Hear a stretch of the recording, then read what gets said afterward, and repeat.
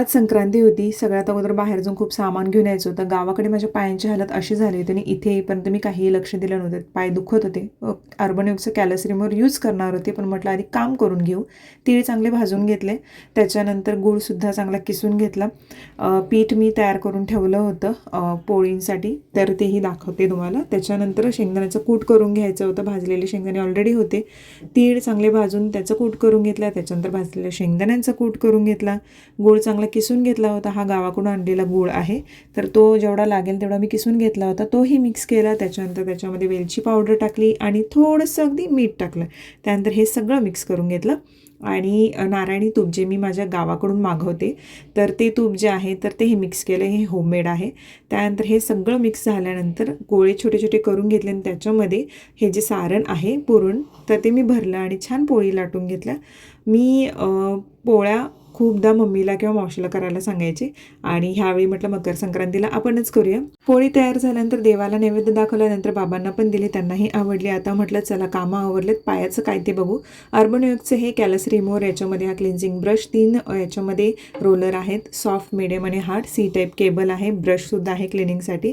ते अशा प्रकारे सेटिंग्ज आहेत. तुम्ही जसं तुम्हाला योग्य वाटेल तशी सेटिंग वापरू शकता. आता पाय थोडेसे सोक करून घेतलेले आहेत. सचिन पण म्हणाले माझ्या पण पायांना लाव जरासं बघू, तर त्यांचे पाय तरी आपल्यापेक्षा चांगले, म्हणजे पुरुषांचे पाय इतके व्यवस्थित कसे राहतात काय माहिती, दिवसभर बुटात असतात त्याच्यामुळेही असू शकेल. पण तरीही डेड स्किन ही राहतेच, तर तीच रिमूव्ह केली. त्याच्यामुळे पाय अगदी क्लीन होतात. इथे तुम्ही बघताय साईडला किती डेड स्किन जमा झालेली पडते आहे. पाय कितीही छान क्लीन दिसत असले तरी डेड स्किन ही जमा होतच राहते आणि त्याच्यानंतर क्रॅक, हिल्स, बाकी सगळे प्रॉब्लेम्स होतातच.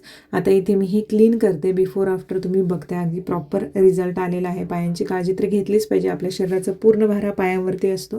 तर मला तर छान रिझल्ट मिळाला. याचे डिटेल्स मी दिलेले आहेत, चेकआउट करायला विसरू नका. त्यानंतर संक्रांतीसाठीची तयारी करायला घेतली. ही छान साडी मी नेसली होती. संध्याकाळ झाली. सचिनचे ऑफिस होते त्याच्यामुळे ते ऑफिसला गेले होते. आता आरव आणि बाबा आणि मी घरी होतो. बाबांना मी तिळगूळ दिले, त्यानंतर त्यांचा आशीर्वाद घेतला. आता सध्या माझे ब्लॉग्स, लॉंग व्हिडिओज जास्त होत नाही आहेत काही कामामुळे, त्यामुळे तुम्ही हे मला म्हणते की रेग्युलर ब्लॉग्स टाकत जा. मी नक्कीच प्रयत्न करेन, जसं मला जमेल तसं मी टाकत जाईनच. आरवनेसुद्धा बाबांना तिळगूळ दिला. आता त्यालाही सुट्टी आहे, त्याच्या एक्झाम सुरू होणार आहेत त्याच्यामुळे.